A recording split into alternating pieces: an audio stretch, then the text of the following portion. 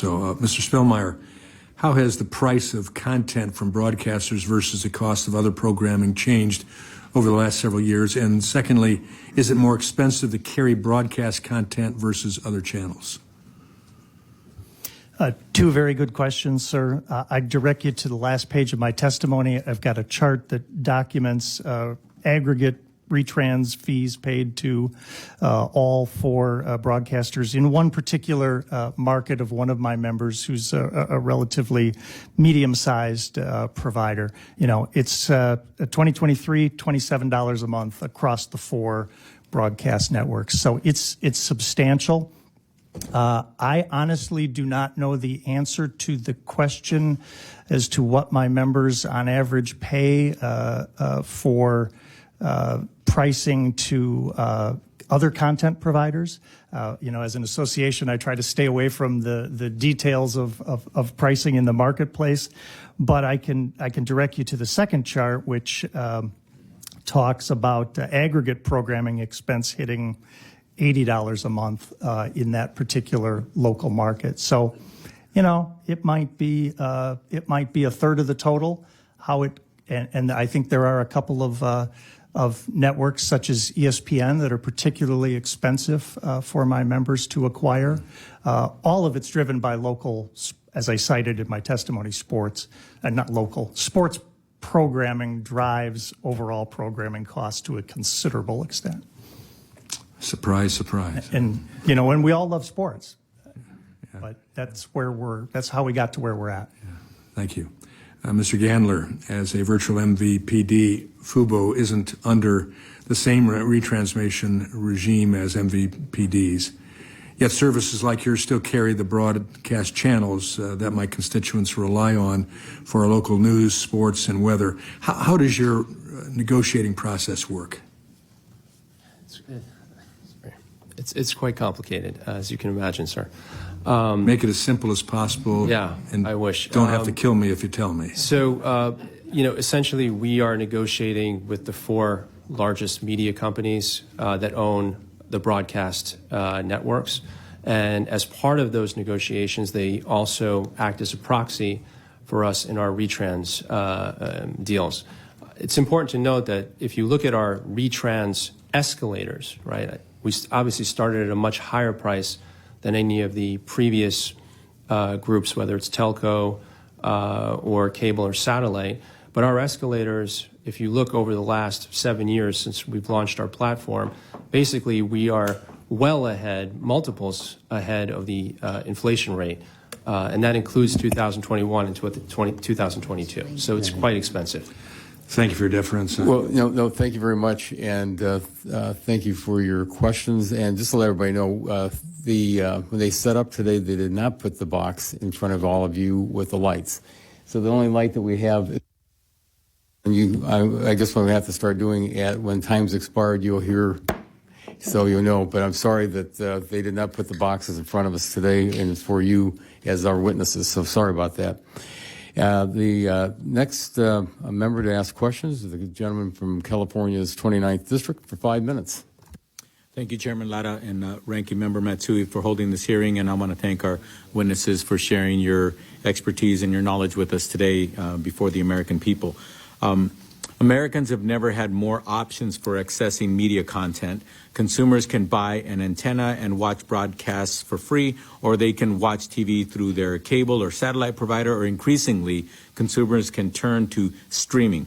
Streaming has allowed diverse content to flourish, something consumers have clearly been waiting for. As usual in the media economy, Latino consumers lead the way in transitioning to streaming services, with 43.6% of Latino audiences watching TV via streaming last year, compared to around 35% of the general audience. This shows the value of having diverse, inclusive content in a variety of languages, including Spanish, accessible across multiple platforms. Streaming has also given families options when deciding what they spend their resources on. This type of content choice is not possible without streaming platforms. Knowing that this shift in consumption patterns is happening, we need to meet consumers where they are. We need to make sure that viewers can watch the shows they want to see, get connected to trustworthy news that is relevant to them, and have flexibility to choose how they consume their media. Mr. Schwantes, as you talk about there has been a boom in consumer options in accessing TV content. We all agree the consumer should have flexibility and choice. Not so long ago, in order to watch local news and other video content, you had to be in front of a television at a certain time. Can you talk about the variety of options where Americans can consume local news and video content, which is critical for communities like the ones in my district, lower income and higher immigrant communities? Thank you, Congressman. That's a great question. First, in the traditional MVPD, cable, satellite TV environment, DVRs are quite ubiquitous, so consumers can record the local news and watch it on their own schedule. But I will say in the streaming environment, from what I'm familiar with on streaming platforms, there are apps called like NewsOn and Haystack, where you can watch local news from across the country. I mean, I grew up in north central Wisconsin, and I miss my local news. And so I can use one of those apps to access that local news for all the reasons that we've heard today. I mean, we support our local broadcasters. We think it's very, very important content. And I agree it's the best defense against misinformation, as Mr. Legate pointed out. Thank you. Can you talk about how the boom in popularity of video streaming services has affected access to affordable non-English language programming? Sure. Part of what we do at Consumer Reports is we review all kinds of things, not just cars. And we do look at streaming platforms. And we recommend them, and we go through the prices and how they work, et cetera. And what we discovered, I want to say in the last couple of years, Univision launched, they changed the name recently, but it's ViX. I think in Spanish it's pronounced ViX. It's free, ad supported, or it's $6 a month for ad free. But they have, it's like a VMVPD. It's got 50 channels, but children programming, live sports, a lot of soccer, but also content from Brazil, Colombia, and Mexico, and that's a steal. Even it's free if you want to put up with the ads, or it's $6, and that has hundreds of thousands of programming on it, and it's all in Spanish. And I will say for the other streaming platforms, there's a lot of, when you go through the menus, there's a Spanish language option, so you can just look at that program as well, and let's not underestimate the value of subtitles. Yeah, growing up my parents are immigrants from Mexico. Growing up, when I heard the word ViX, I thought something was going to be rubbed across my chest. For whatever ailed me, ViX was the solution.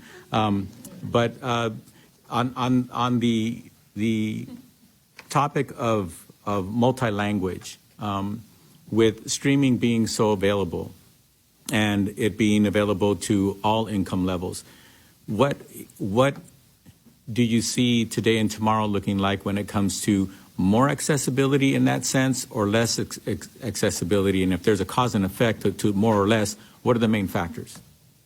I'll be succinct. I see more accessibility, but it all depends on the big, giant assumption in the room, broadband. None of this works without an affordable broadband connection. We at Consumer Reports are on record supporting the Affordable Connectivity Program, and that is the best way to get low-income Americans online. I don't think anyone here on the panel would disagree, and that is the key to streaming. Okay. Well, we did more in the last couple of years when it comes to broadband in American history. Hopefully we'll continue that trend going into the future. My time having expired. Thank you very much, Mr. Chairman. The gentleman's time has expired. The chair now recognizes the gentleman from Georgia, the vice chair of the subcommittee, for 5 minutes. Thank you, Mr. Chairman, and thank all of you for being here. This is extremely important. Obviously, in this video marketplace, what we've seen over the last 30 years has been amazing and transformational, and no question about it. We all recognize that modernization is imperative, and that's why this hearing, Mr. Chairman, thank you, is so timely. Mr. Spellmeyer, I want to start with you. I noticed that different sports leagues, whether it be the NFL or the SEC, Go Dogs, or the Big Ten, are obtaining significant media rights, and that's causing a lot of disruption in the leagues and just the media fees, the media right fees that TV networks are obtaining. How does the rising cost of sports media rights affect cable companies? It's directly related, and it's driving it, and I've acknowledged that. And it starts with the NFL and what that does to both broadcast costs as well as, let's call it ESPN and Amazon costs. And it goes from there. The NBA drives TNT and TBS costs, and it gets passed along to my members in a take it or leave it situation. And I want you to understand, this is so constrained. They stop us from the contracts that we have to sign, stop our members from telling anybody what the price is that we're paying for it, either separately or, in the aggregate. And it's those kind of things that really make it difficult. People question retrans fees. We want to be able to put and clearly label retrans fees on customers' bills so people understand that in the aggregate, it costs you X for all 3 channels or $12 for ABC, and I'm picking that out of the air. And if we don't, that gets us back to customer choice. We talked a long time ago about a la carte, and let's let consumers decide what they want to get and where they want to get it from. But please understand that the content providers are the ones forcing us to bundle this all up together. And So you're saying the NFL is the one that's causing you? The NFL has done very well under Mr. Goodell's leadership over the last decade, and you see it in player salaries, and you see it in team valuations. Okay. I want to ask all of you, the majority of the panelists here today, you either create your own content or you distribute content or maybe a combination of both. Should everyone on the panel have the same regulatory framework? Is that even possible? I'll start with you, Mr. DeJet. Well, first off, I do want to acknowledge sports rights are the elephant in the room here. When we talk about what are the costs of putting on a product that are putting pressure on everyone in this media landscape, my networks, my affiliates, television, radio, it is sports rights, because as all of the viewing is getting disaggregated, the viewing that has the most value, especially to advertisers, is the viewing that you have to do in real time. And that's sports. That sports are the programming that you don't DVR it and watch it later. It has a lot of value. So that's putting pressure on all of us. In terms of the regulatory environment, I do think all of this is complicated, but there is no doubt that the regulatory framework that has enabled local broadcasters to negotiate retransmission consent with traditional pay TV and satellite companies for the last 30 years has resulted in tremendous investment in local content and local news to your community. And the FCC at least needs to examine whether, as audiences are migrating to streaming, that some elements of that regulatory framework may be relevant there. Okay, Mr. Spellmeyer? In 26 seconds. Yeah, I'm sorry. We desperately need a level playing field. We need antitrust oversight, competition oversight. We need a level playing field. There's lots of ways to do that. You can see this is immensely complex. And my message in my opening statement is be careful what you do. This won't be a bill that we can pass in, one legislative hearing, but it's going to take some time, but it does need to happen, or the prices will continue to escalate, blackouts will continue, and consumers will lack choice. Okay. Well, thank you. I'm out of time. Thank you, Mr. Chairman. I yield back. And again, the chair will probably have to say this several times since members are coming up from the other subcommittee. They failed to put the light boxes on the witness table, so at 5 minutes I will bring the gavel down so the witnesses know when time has expired. Our next member to ask questions is the gentlelady from Texas for 5 minutes. Thank you so much, Mr. Chairman. Thanks to you and Ranking Member Matsui for holding this really important hearing. It's been very interesting, and I appreciate all of your testimony and perspectives. There are a lot of things that have come up, and I think it's been a pretty frank conversation, which is useful because I think it is complicated. And looking at it from the policy perspective, we have to understand the things that are good ideas and the things that are not good ideas. Mr. Schwantes, I'm going to come back to you about that because you tempted all of us saying there were things you wouldn't support. So definitely want to hear more about that in your conversation with Congresswoman Eshoo.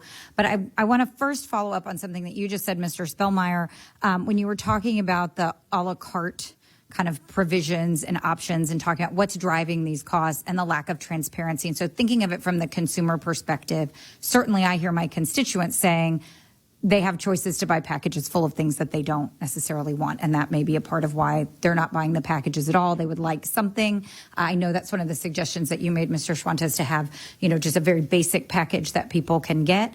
But what do you think is the likelihood, given the landscape that you're in, that we're going to see that kind of a la carte selection when it comes to your members? And is that something that is going to be just dealt with? Do you think that's something that's really possible in the policy space and in the legislative space that we're talking about here, or that's going to just continue to evolve as the marketplace has so much over the last decade? Yeah, so we have tried for several decades at ACA to push programmers to allow us to do a la carte or anything close to a la carte, and it is consistently rejected. You take the entire programmer's large aggregated bucket of content and you got to put it all on. And so that I think it's part of the Charter Disney thing. It's part of what Charter wanted to do. They're not a member of mine, but I'll tell you that based on what I understand, they made some progress in terms of getting Disney to allow them to offer a couple of packages that were slightly smaller than the giant packages that are there today. And so maybe a little bit of movement there, but for my members without leverage over the content providers, it's sorry, take it or leave it.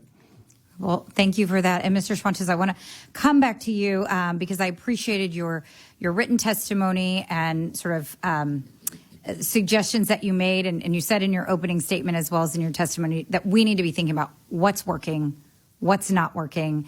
It piqued my interest when you said there's some things I wouldn't do, because I think that kind of insight, knowing how much you're studying this marketplace and understand what consumers want and what's sort of a reasonable landscape. I'm particularly interested in what you don't support, if you want to share that with us, and then also kind of just open it up to you on some of the things that you think sort of are working and are not working. And I guess what I'd love to get a sense of your priorities. What should be our priorities as we're doing this work? Thank you, Congresswoman Fletcher. I'll start by saying we don't support converting or applying the Cable Act to vMVPDs like Fubo and YouTube TV. That proceeding was started in 2014, and I do agree with my other friends on the panel that the world has changed significantly in 9 years, but I don't think taking an old law from 1992, before we even thought about the internet, and applying it to vMVPDs is the way to go. That said, and this might surprise some folks, we think less regulation could be a good thing, but we have to agree on some core things. There are great things in the broadcaster and cable world that don't apply to YouTube TV and virtual MVPDs, like privacy protections. That is something that we've got strong privacy in cable and broadcast world. That's something, as we take away all the laws, if it's just imagine like no Cable Act, how are we going to figure it out? And things like that, price transparency. What are we going to do on children's programming and educational programming? What are we going to do on privacy? What about diversity? And let's have a conversation about media ownership caps. And then bring it back to low cost. I mean, basic cable was a creation from the 92 Cable Act. It's supposed to be the local channels and some public access channels. That was kind of designed for if you want nothing else, you can get that. If you're a low-income household, if you just want your basic channels. Well, we have in some markets now, the broadcast TV fee is higher than the basic cable fee.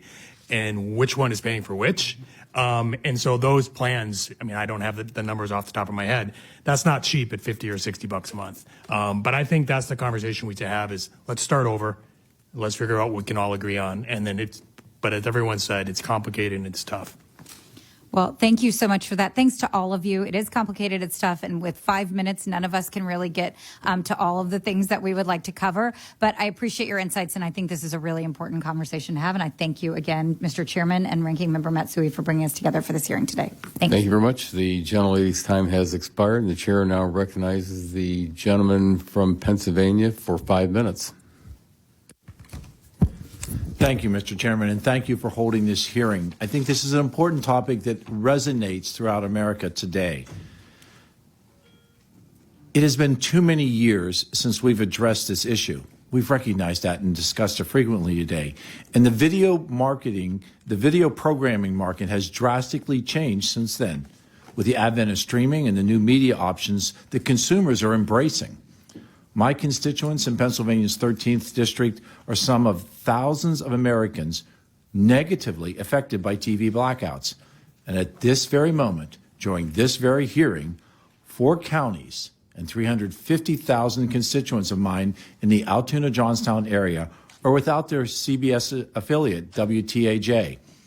From critical weather alerts to groundbreaking investigative news and information within the community, local journalism is the backbone of America, especially in rural Pennsylvania.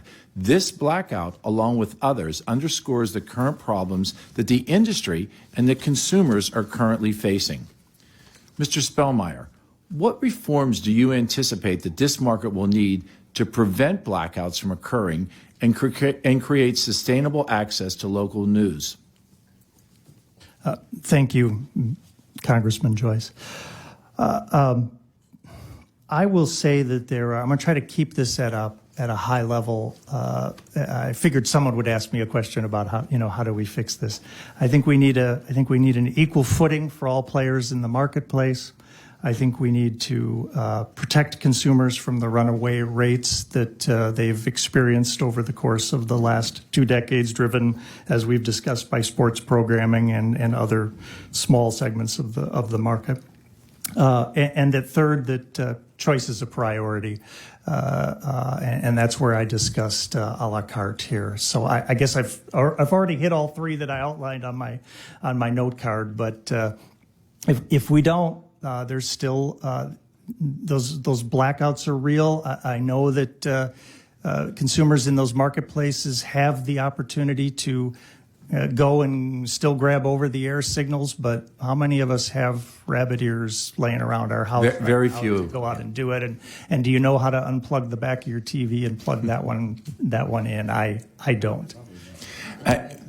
Mr. Spielmeyer, addressing a different issue, the cost of getting content is also impacted by the cost of fiber that we are building. So the regulatory environment that isn't actually so exciting to some people, but important, issues like pole attachment fees, cost to cross a railroad, access to federal rights-of-way, they all add up.